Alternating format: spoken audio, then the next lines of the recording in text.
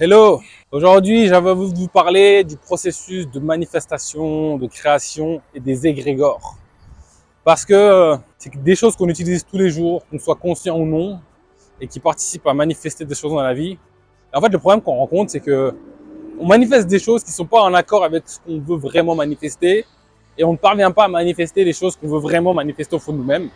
Et donc, cette vidéo va te permettre de mettre les cartes sur table pour que tu puisses sortir de cette malédiction et beaucoup plus manifester des choses qui sont en accord avec qui tu es.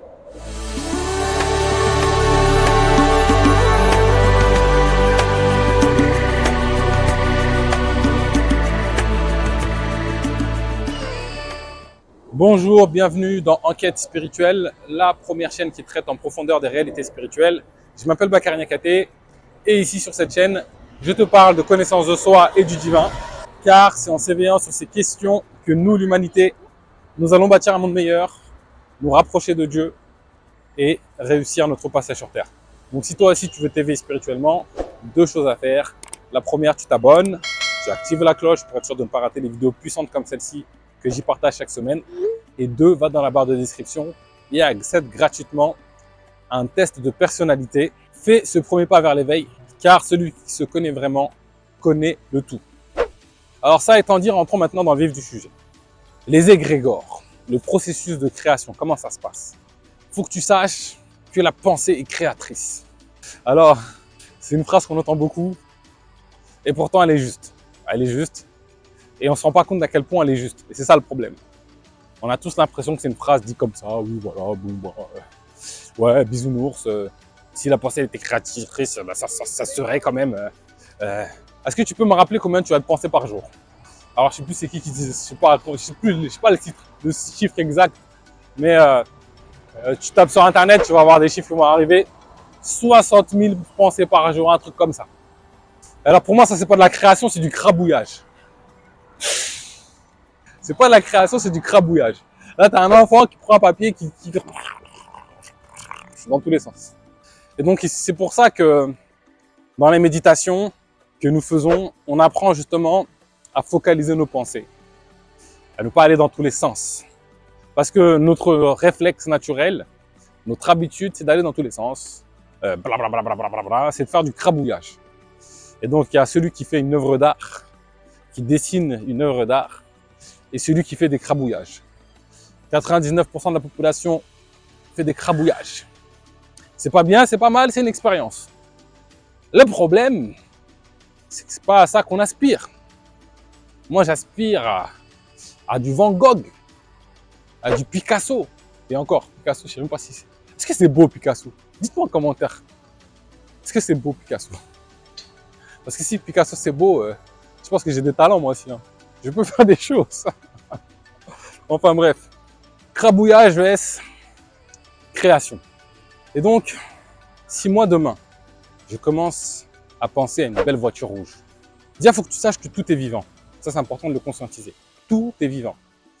Tout est conscient, avec des niveaux de conscience plus ou moins différents. C'est-à-dire que les cellules de ma main, il y a une conscience. Pas forcément aussi grande que moi, mais il y a une conscience. Il y a une voiture, un objet, il y a une conscience. C'est vivant. Un arbre, une plante, un fruit, une idée, un mot, une pensée, tout est conscient en fait. Il faut que tu saches également que tout existe déjà. C'est juste pas révélé en fait. C'est-à-dire que dans le champ des possibles, tous les champs des possibles coexistent. Ce n'est juste pas révélé.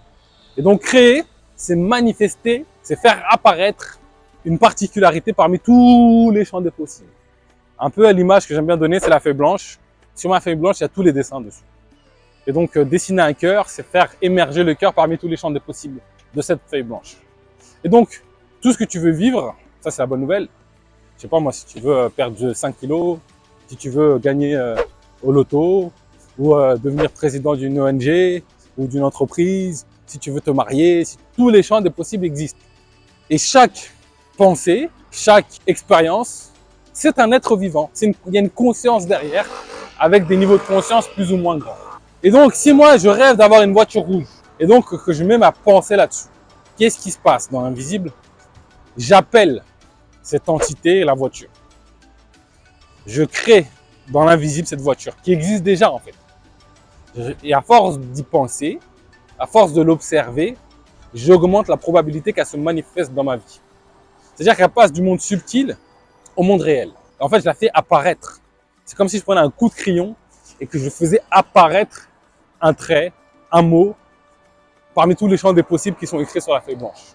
Le processus de création, il est aussi simple que ça.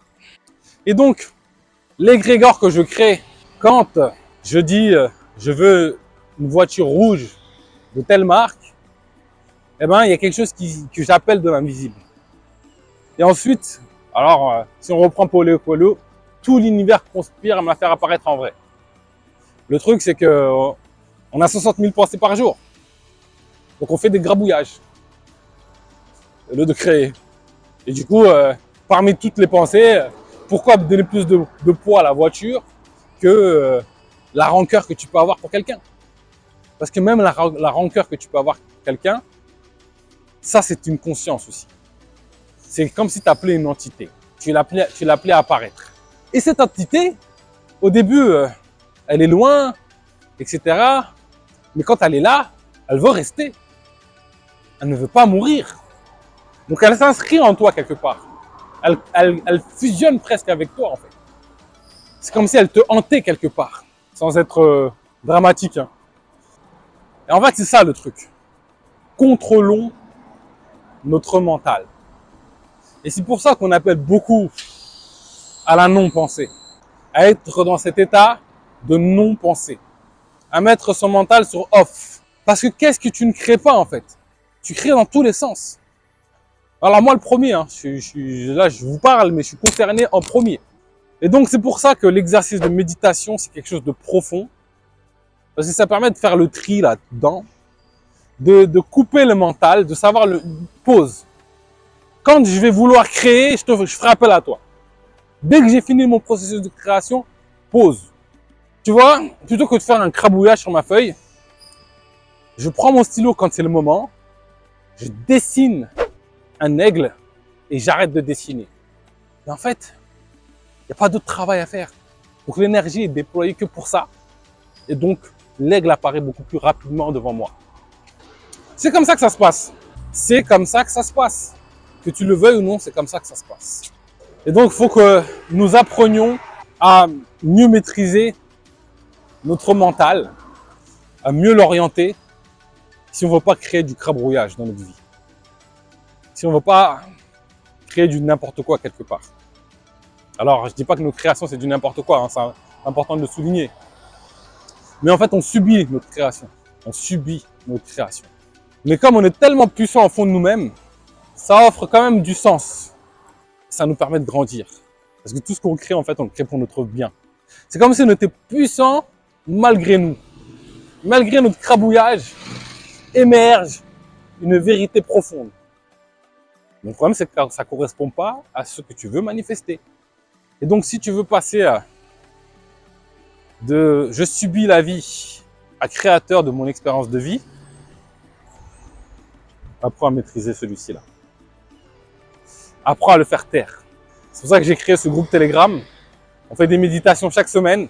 C'est un premier pas vers l'éveil et c'est un premier pas vers le fait d'éteindre ce mental. Donc, si tu veux en être, tous les vendredis soirs, on fait des veillées spirituelles.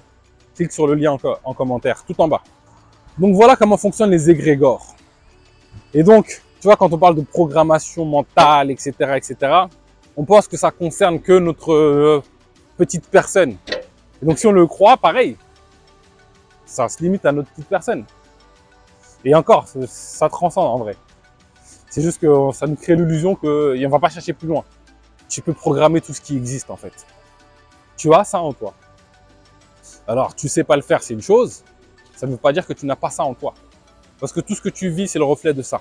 Et donc, avec nos 60 000 pensées par jour, on crée plein d'égrégores partout. C'est pour ça que des nettoyages sont bénéfiques. Des soins énergétiques, des nettoyages, se purifier, c'est important. Ça permet de nettoyer un peu tout ça. D'effacer un peu l'ardoise en fait. Pour repartir de plus belle. Et sauf que nous, on repart de plus belle grabouillage. Enfin bref, je pense que tu m'as compris. Voilà comment fonctionne le processus de création. Tu appelles des entités de l'invisible et elles se manifestent devant toi. C'est des entités plus ou moins conscientes, mais tout objet a une conscience, fait partie de la conscience. Pourquoi? Parce que tout est un, tout est Dieu. Voilà, c'est tout pour aujourd'hui. Comme d'habitude, si cette vidéo t'a plu, pouce bleu, like, partage la vidéo. Il faut faire propager le savoir. Et sur ce, je te donne rendez-vous très prochainement pour du nouveau contenu autour de l'éveil spirituel.